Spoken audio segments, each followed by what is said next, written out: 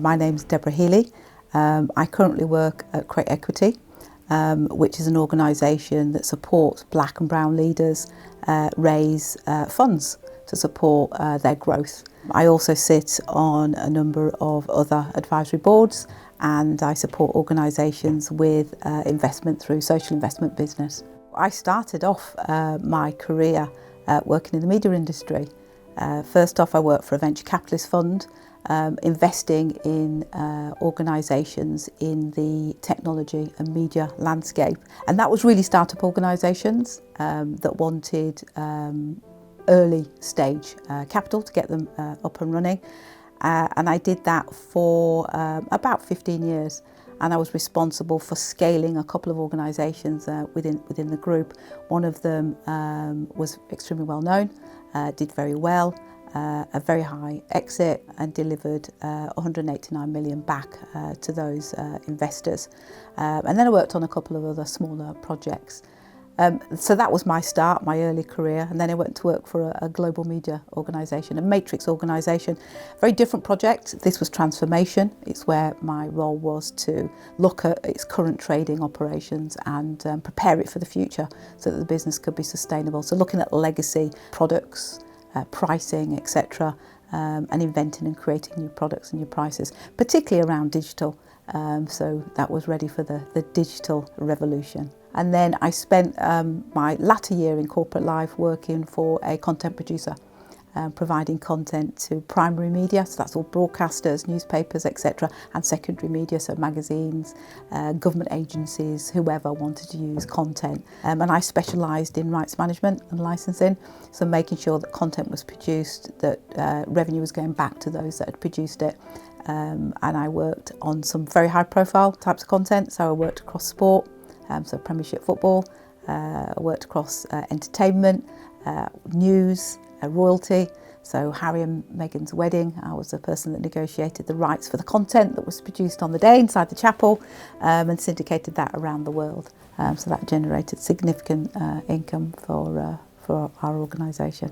So that's a little bit about me. That's how I started off my career. And then I made a decision that I wanted to give forward. So as an individual, I've been invested in heavily, and obviously in the businesses that I was running. But I realised that I'd been one of the lucky few. In fact, actually, I'd never seen anybody in the boardroom that was of colour and female, and I realised that when the time was right that I wanted to give forward all the investment in me as an individual, all of those skills that I'd learnt along the way.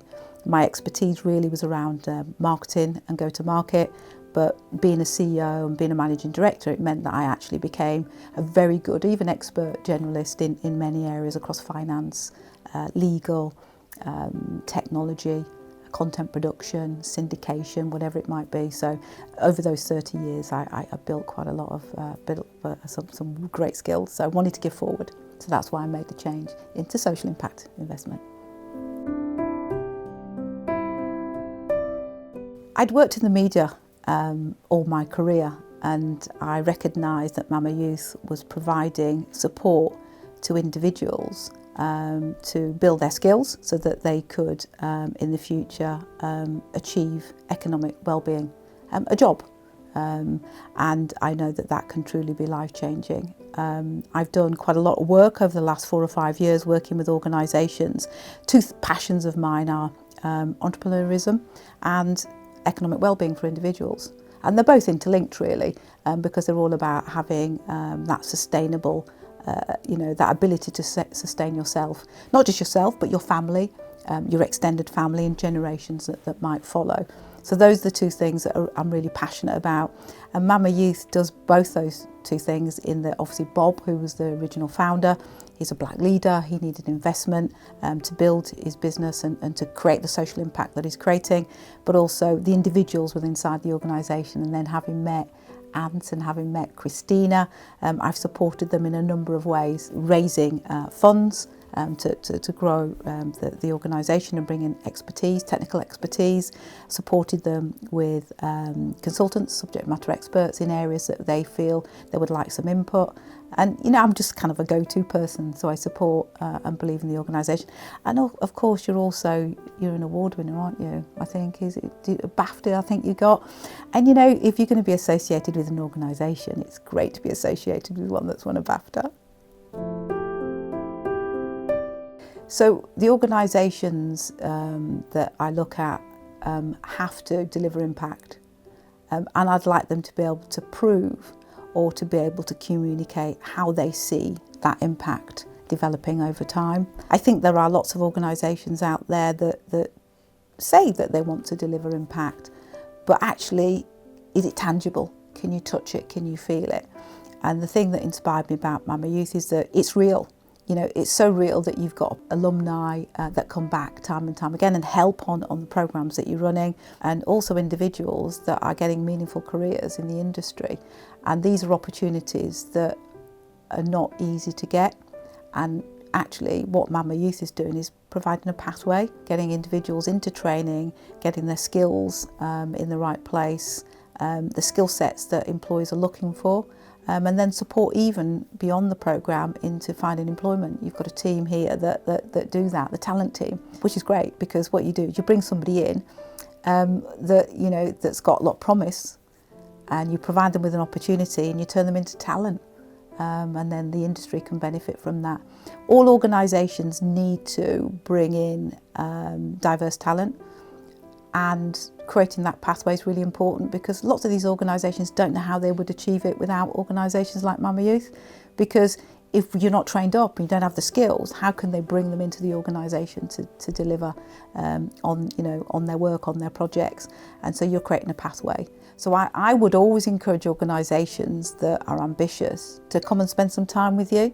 Because, you know, what's written down on a piece of paper is one thing, but to see it and to experience it, I mean, the thing that I found quite remarkable just wandering around today and meeting, you know, the alumni that are now in post, the individuals that have come in back to do some training, is that actually it feels like I'm walking around, you know, a media corporate.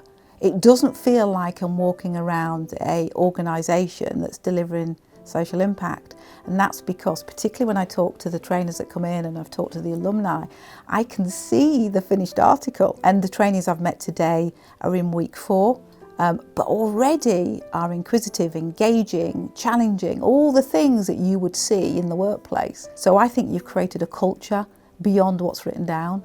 And I think it's that culture that's very, very hard to experience unless you come in and meet Mama Youth. So I would always encourage any organisations out there to come and spend some time and look at your culture and see what you create. It's interesting, and I should start reeling off a long list of really famous people, shouldn't I? But I'm going to say to you, because of you know, when I was born in the 60s, seeing somebody like Moira Stewart on the news, and Trevor McDonald in my lounge on the TV was really inspiring for me, because I didn't see those people at school. They weren't teachers, they weren't heads of year, they weren't the head teachers. I didn't see them anywhere, and certainly not, you know, when I did work experience at the local sports centre. Those people were not in those spaces. And so to actually see them on my TV screen was really inspiring. And I realised at that very young, tender age that actually I could have a really good, meaningful career. The fact that I couldn't see it in my environment, in my community, didn't mean it wasn't possible. So I'm going to say that those two individuals had a real impact in me as an individual. And then across my career, I've come across individuals. My current executive chair, Kevin Osborne, is truly inspiring, because he's dedicated his life to helping black and brown leaders, and I can see that. He spent 30 years. I spent 30 years in corporate life. He's spent 30 years in social impact, and for me, he is truly inspiring, and that's why I work with him now.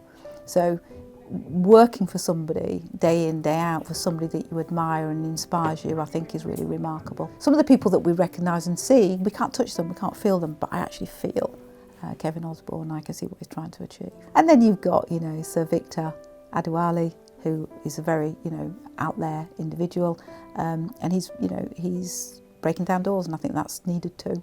Yeah. I think that you can find role models anywhere. I found it in a newsreader on my TV, in my lounge, and not in my local community, not in my school, and not in my first workplace. And then the other bit of advice that I would give is that not everybody has to look like you to support you. And network. You will find a sponsor, wherever you are. And they might not look like you, and they don't have to look like you. They just have to have a voice and be a decision maker in the environment that you're in, and they can make a real difference. So you don't always have to find somebody that looks like you. You can find them somewhere else. They don't have to be in your workplace, but find somebody that's going to sponsor you, support you, know you, understand you, and will advocate for you when required. And that's the key thing, because if somebody's advocating for you and sponsoring you, you can go really far. So whilst I've been in the media industry, I wouldn't say I was a creative. I've worked with lots of creatives, and I think I've got an appreciation of creativity. I was always on the business side. And so I would always, at the end of the day, try and do something creative so that I was, exercising or working in a different part of my brain. So I would always go home and cook. And I would make something delicious to eat. It would look delicious and would taste delicious. And I've been honing that skill for the last 30 years. So I love cooking. And I've currently got a real desire to put as many different colours into a dish as possible. So I count the number of herbs, spices and vegetables in a single dish. I do it every day. It's become an obsession of mine. Yeah, love it. And the other thing I like to do is walking. And I like to walk, and I like to notice things around me so that I'm mindful. So, I can see the flowers, the trees, the fencing, the dog in the distance. And I try and walk every day so that I can clear my mind and I can be present, but also it replenishes me. Because I've always worked in an area that is very intense in terms of, needing brain power. And I think it's really important to power down that brain and take time out and replenish the brain and maintain it. So going for a walk every day, I try and do, if I can, 2 hours every day. It's not always possible, but I certainly try and do it most days. And the other thing that I do is I insist on really good sleep, because I know that I'm going to now show up and be able to support others. And because you don't know what the people that you're supporting are experiencing. So I need to be in the best shape to be able to support those leaders, those individuals.